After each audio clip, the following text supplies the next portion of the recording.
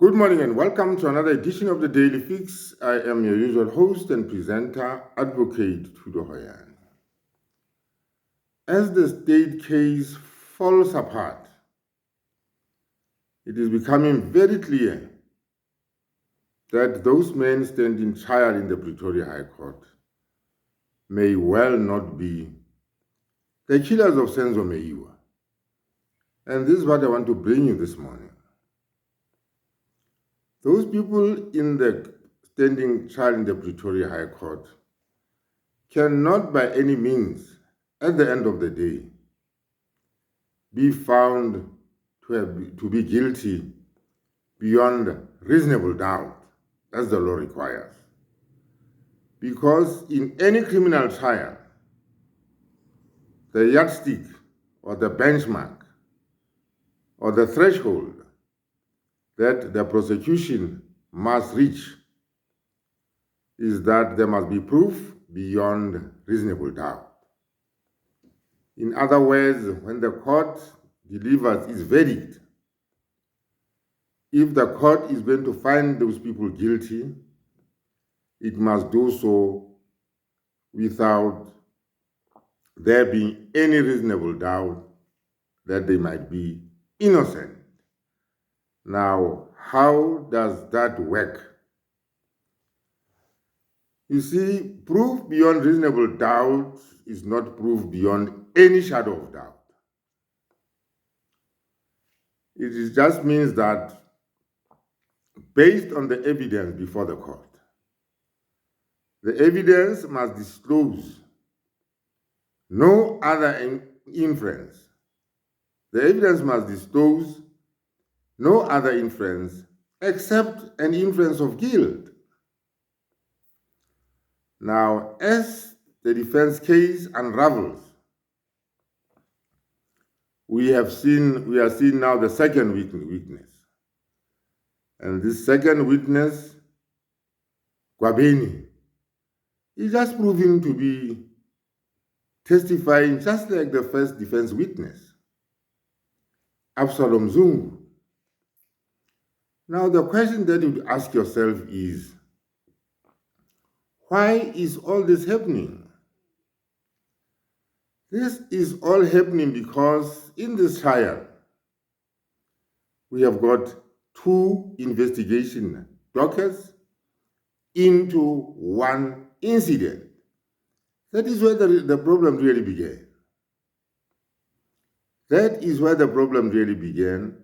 And some other investigators, other than General Maku or the then warrant officer Maku, have told me, and Gininda has told the Pretoria High Court, that amongst the investigators, there emerged two different viewpoints or approaches. The one that we are seeing unfold before the Pretoria High Court, 636, and 375. And the question that we must always ask ourselves is, why was 375 never pursued?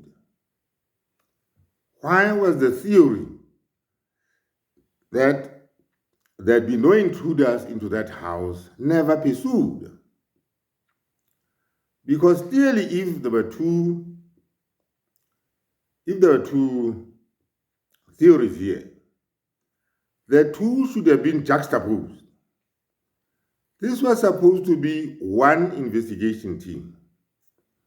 And at the end of the day, even if differences occur between investigators during an investigation, such investigators will usually, sit down and have a discussion over that, such that at the end of the day, they emerge with one docket. But not so in the sense of MEYIWA investigation. We saw docket 636, the one unfolding before the Pretoria High Court, gain ascendancy over docket 375. and the reasons have never been given. Kininda just simply told the Pretoria High Court that it was a prosecution-driven investigation, and therefore the prosecutors at the end of the day had the prerogative to either go along with 636 or 375. But there needs to be a clear, there has to be a clear reason why they opted for one docket and not the other. Because such a decision cannot be arbitrary. Because if such a decision is not based on the actual investigation of the case, like so many other investigators have said, then some corruption is involved. There definitely was corruption to protect the people inside the house. And the question then becomes, who was it that was protecting the people in the house, and for what reason?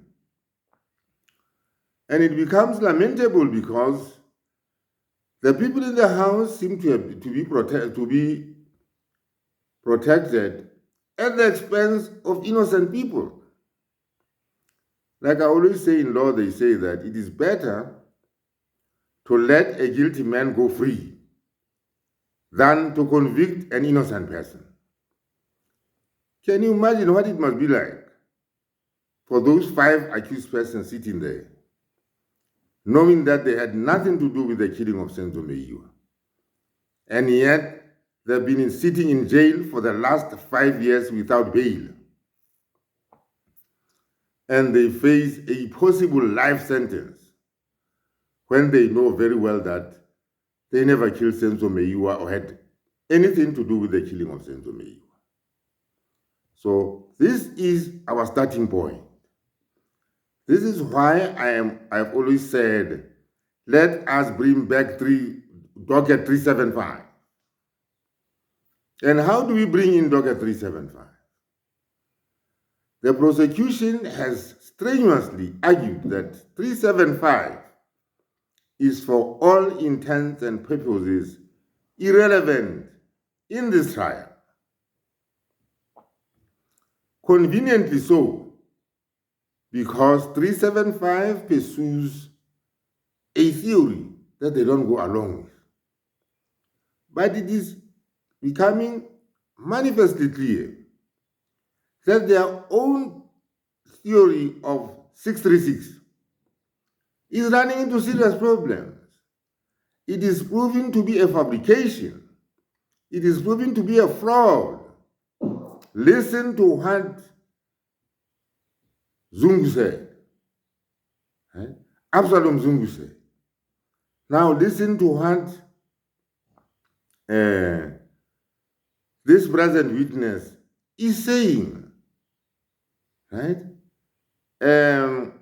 From Zungu Senior, it means that an affidavit was forged. An affidavit was forged. Now, Gwabeni is coming forward, to testify that everything that Caesar Zungu testified to before the Pretoria High Court is a lie. You see, instead of offering corroboration to what Caesar Zungu said, Gwabeni is simply just rubbishing everything that Caesar Zungu said. So my call this morning is the defense must bring back or bring in docket 375. And how do they do that? They can simply do that by calling General Makubu, formerly known as Warrant Officer Makubu. That way they will make sure and everything will just fall apart for the prosecution case. Because Makubu will come and testify and give the court the details of that investigation, which points to the people in the house rather than these so-called intruders who were never even identified, who have to be identified with gold teeth in the middle of the night, and all these other strange things that we are saying. So my call this morning is, as soon as this witness is done, we must get Warrant Officer Makubu here. And that for me will be the end of the prosecution case. Having said that, let me thank you for watching this video. Let me thank you for all the views, subscriptions, likes, and shares that I'm seeing. 12,000 is only about 100 subscribers away. Let us go for it. And I know with your support, anything is possible. It is only a click away.